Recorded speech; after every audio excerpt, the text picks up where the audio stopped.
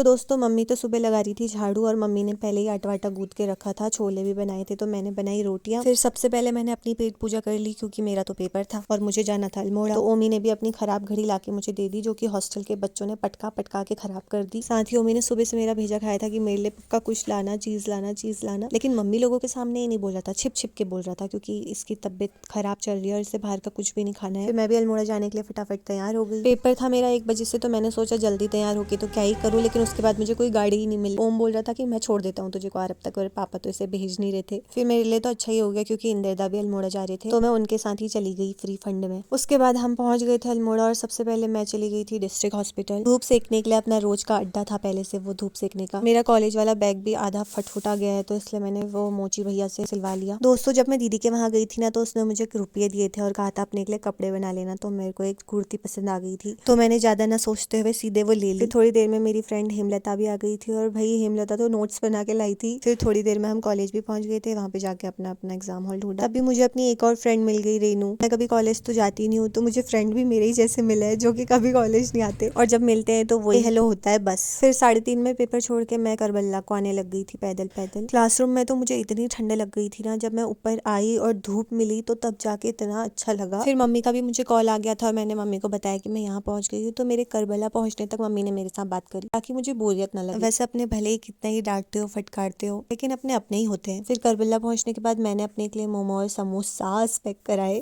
फिर थोड़ी देर में मुझे गाड़ी भी मिल गई थी और मैं घर आ गई थी, और घर आके मैंने खाए मोमो, और बाकी के मोमो और समोसे मैंने घर वालों के लिए रख दिए थे। आगे की तो मैंने वीडियो ही नहीं बनाई वरना आप देखते ना आपको भी हंसी आ जाती। इन लोगों ने मेरे लिए एक भी समोसा नहीं बचाया और ओमी की घड़ी भी मैं घर ही भूल गई थी। तो बस इतना ही, फिर मिलेंगे, बाय बाय।